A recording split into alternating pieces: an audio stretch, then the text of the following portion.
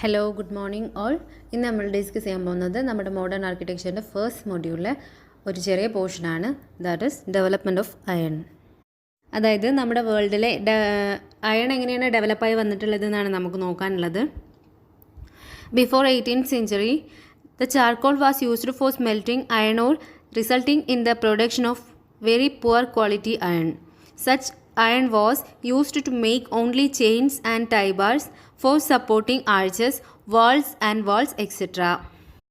ഇവിടെ പറയുന്നത് എന്താ വെച്ചാൽ 18th സെഞ്ച്വറിയുടെ മുമ്പ്, അതായത് ഇൻഡസ്ട്രിയൽ റവല്യൂഷൻ്റെ ഒക്കെ മുമ്പ് ചാർക്കോൾ ആയിരുന്നു അയൺ ഓർ സ്മെൽറ്റിങ്ങിന് വേണ്ടിയിട്ട് യൂസ് ചെയ്തിട്ടുണ്ടായിരുന്നത്.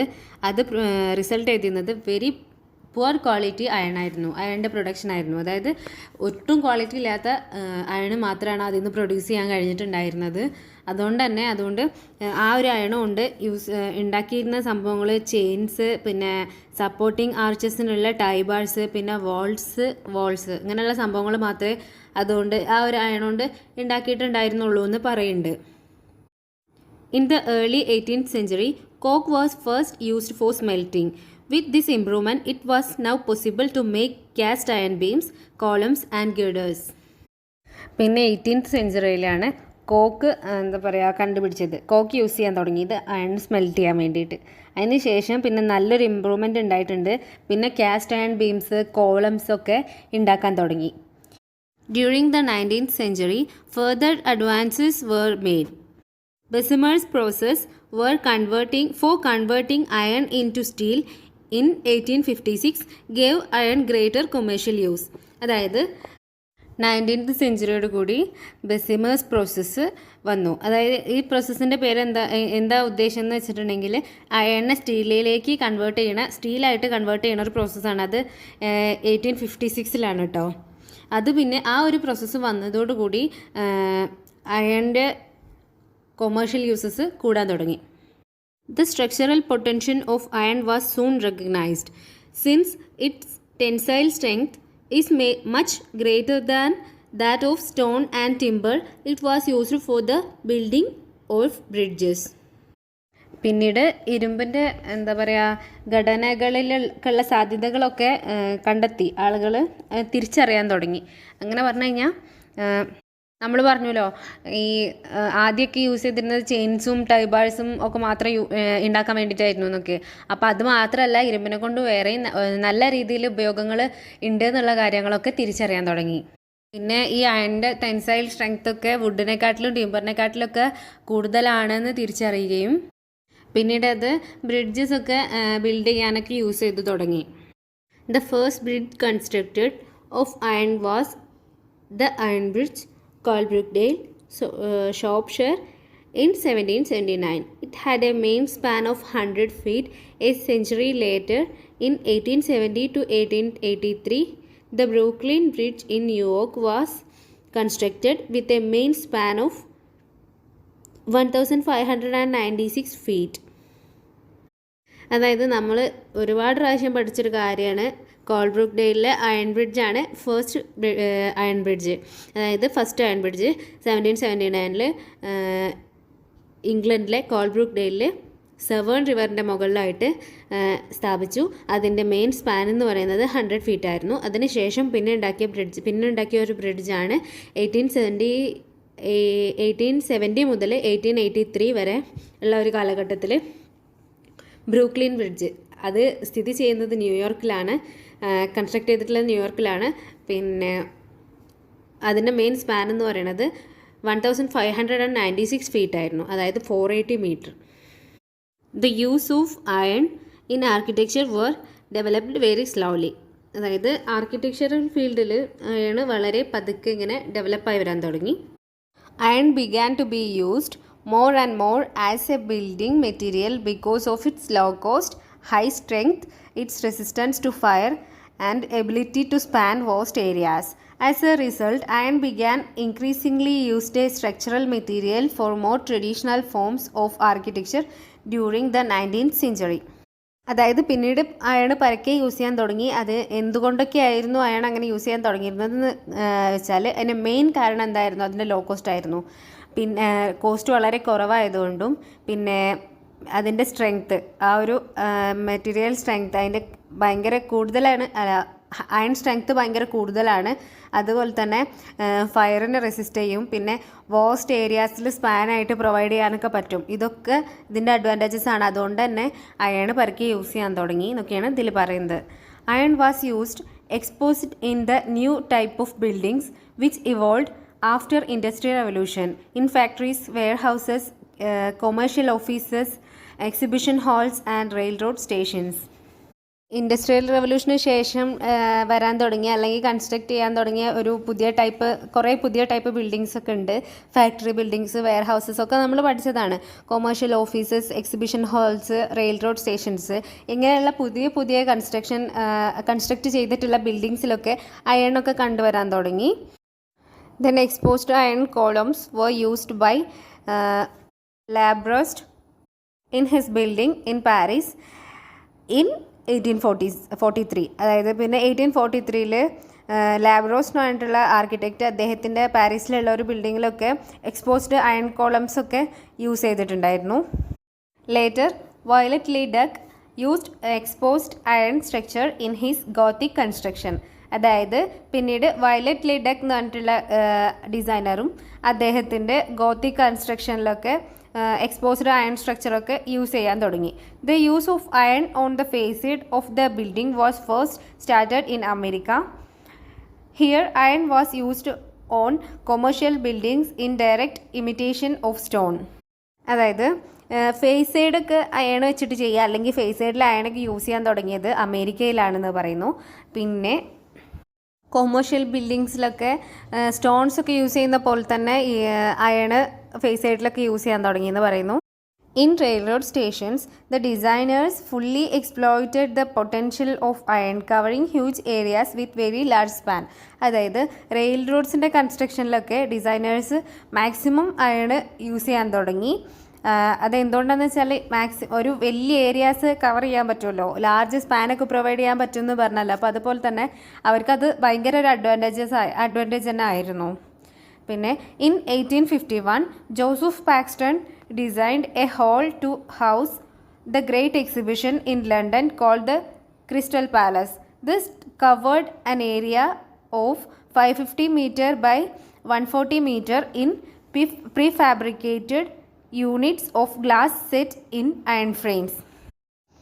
പിന്നെ 1851 ജോസഫ് പാക്സ്റ്റൺ എന്ന് പറഞ്ഞിട്ടുള്ളൊരു ഡിസൈനർ ലണ്ടനിലെ ഗ്രേറ്റ് എക്സിബിഷൻ നടത്താൻ വേണ്ടിയിട്ടൊരു ഹാള് ലണ്ടനിലെ ഗ്രേറ്റ് എക്സിബിഷന് വേണ്ടിയിട്ടുള്ളൊരു ഹാള് അല്ലെങ്കിൽ ഒരു ഹൗസ് ഡിസൈൻ ചെയ്തു. അതിൻ്റെ പേരായിരുന്നു ക്രിസ്റ്റൽ പാലസ്. അത് ഏകദേശം 550 meter by 140 meter ഏരിയ, അത്രയും കവർ ചെയ്യുന്ന ഒരു area, prefabricated glass set in iron ഫ്രെയിംസിലുള്ള പ്രീഫാബ്രിക്കേറ്റഡ് ഗ്ലാസസ് വെച്ചിട്ട് അത്രയും ഏരിയ കവർ ചെയ്തിട്ടുള്ളൊരു ഏരിയ തന്നെ അവിടെ ഉണ്ടായിരുന്നു. അത്രയും കവർ ചെയ്തിട്ടുള്ള ഒരു ഏരിയ തന്നെ ആ ഒരു ഡിസൈനിൽ ഉണ്ടായിരുന്നു എന്ന് പറയുന്നുണ്ട്. നമ്മൾ ക്രിസ്റ്റൽ പാലസിനെ കുറിച്ച് മുമ്പ് പഠിച്ചതാണല്ലോ. പിന്നെ the Paris exhibition 1889 included structures with the great span and height achieved so far. Gallery Desmations, the building with great span, and Eiffel Tower, the highest building with 1000 feet height. പിന്നീട് Paris എക്സിബിഷനിൽ, അതായത് 1889 Paris എക്സിബിഷനിൽ ഉണ്ടായിരുന്ന രണ്ട് main സ്ട്രക്ചേഴ്സാണ് gallery ഡെസ്മഷൻസും പിന്നെ Eiffel ടവറും. അതായത് gallery ഡെസ്മേഷൻ രണ്ടും ഭയങ്കരമായിട്ട് iron use ചെയ്ത്, അല്ലെങ്കിൽ അയണാണ് അതിൻ്റെ മെയിൻ കോറെന്ന് തന്നെ പറയാം. അങ്ങനെയുള്ള രണ്ട് സ്ട്രക്ചേഴ്സാണ്. അതിൽ ഗാലറി ഡെസ്മേഷൻസിൻ്റെ പ്രത്യേകത എന്താണെന്ന് വെച്ചാൽ ഗ്രേറ്റസ്റ്റ് സ്പാനാണ്. അതായത് 362 feet ആയിട്ടുള്ള അത്രയും സ്പാനുള്ള ഗാലറി ഡെസ്മേഷൻസും, പിന്നെ അതുപോലെ തന്നെ ഭയങ്കര ഹൈറ്റുള്ള ഈഫൽ ടവറും, അതായത് 1000 feet ഹൈറ്റുള്ള ഈഫൽ ടവറും ഭയങ്കരമായിട്ട് അയൺ യൂസ് ചെയ്തിട്ടുള്ള സ്ട്രക്ചേഴ്സാണെന്ന് പറയുന്നുണ്ട്. നമുക്കറിയാം, നമ്മൾ മുമ്പ് പഠിച്ച കാര്യങ്ങളാണല്ലോ. But iron did not have much aesthetic appearance, so these achievements were mocked by the high class artists of Paris as expensive and ugly follies. അതായത് നമുക്കറിയാം അയണിന് ഇത്രയും അഡ്വാൻറ്റേജസ് ഉണ്ടെന്ന് പറഞ്ഞാലും അതിനൊരു എസ്തെറ്റിക് അപ്പിയറൻസ് ഇല്ലേ, കാണാനൊരു ഭംഗിയില്ലാത്ത സംഭവമാണല്ലോ. അതുകൊണ്ട് തന്നെ ഈ ഹൈ ക്ലാസ് ആയിട്ടുള്ള കുറേ ആർട്ടിസ്റ്റൊക്കെ എന്താ പറയുക ഇതിനെ മോക്ക് ചെയ്തിട്ടുണ്ടായിരുന്നു, കളിയാക്കുക എന്നൊക്കെ പറയില്ല, ആ ഒരു രൂപത്തിൽ അയൺ യൂസിങ്ങിനെ കണ്ടിട്ടുണ്ടായിരുന്നു എന്ന് പറയുന്നുണ്ട്.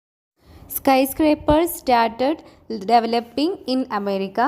The commercial centers of New York and Chicago were growing rapidly. Hence, the land value became very high and the builders were forced to construct vertically. അതായത് സ്കൈസ്ക്രേപ്പേഴ്സൊക്കെ അമേരിക്കയിൽ സ്കൈസ്ക്രേപ്പേഴ്സൊക്കെ ഡെവലപ്പ് ചെയ്യാൻ തുടങ്ങി.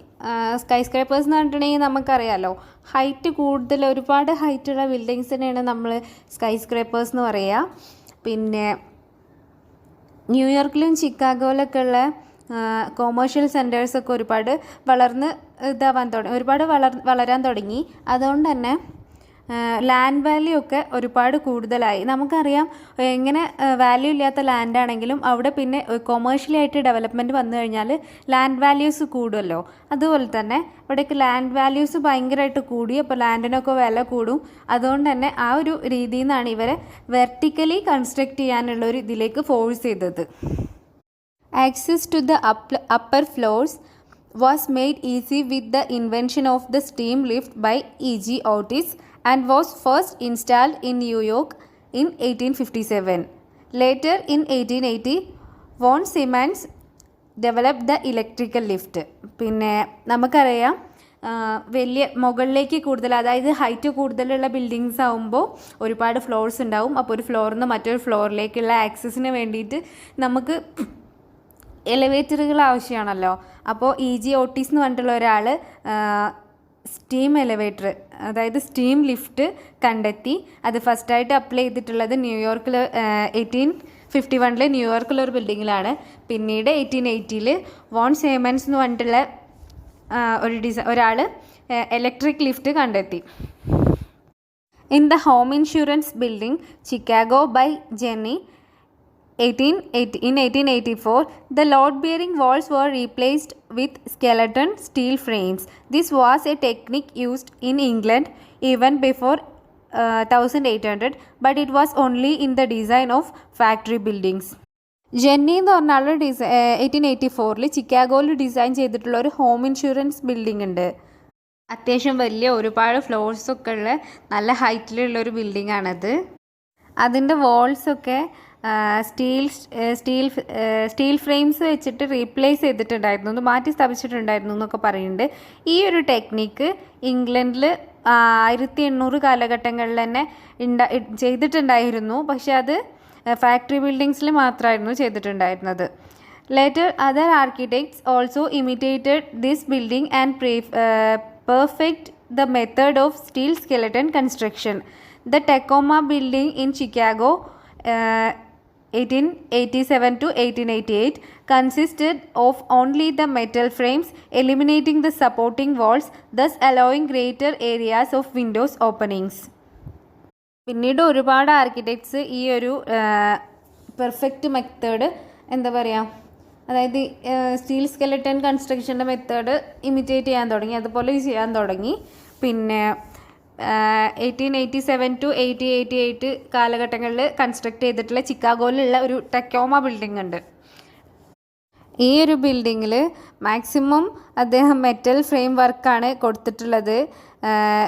എന്തിനൊക്കെ പകരമായിട്ട് സപ്പോർട്ടിംഗ് വാൾസൊക്കെ ആയിട്ട് മെറ്റൽ ഫ്രെയിം വർക്ക്സൊക്കെയാണ്. ഇതുകൊണ്ട് തന്നെ ഇതിൽ ഗ്രേറ്റ് ഏരിയാസ്, വിൻഡോ ഓപ്പണിങ്ങിനൊക്കെ വലിയ വലിയ ഏരിയാസൊക്കെ പ്രൊവൈഡ് ചെയ്യാനൊക്കെ ഇദ്ദേഹം ശ്രദ്ധിച്ചിട്ടുണ്ട് ഈ ഒരു ടെക്കോമ ബിൽഡിങ്ങിൽ എന്ന് പറയുന്നുണ്ട്. ഞാൻ ഫിഗറിൽ 2 ബിൽഡിങ്സും കൊടുക്കുന്നുണ്ട്, അന്ന് ശ്രദ്ധിക്കാം.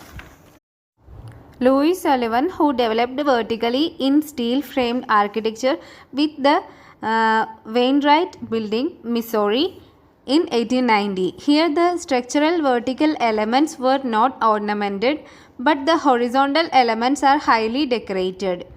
Sullivan's masterpiece is the Guarandi Building, Buffalo, New York in 1894 to 1895, which reflects the function of the office inside.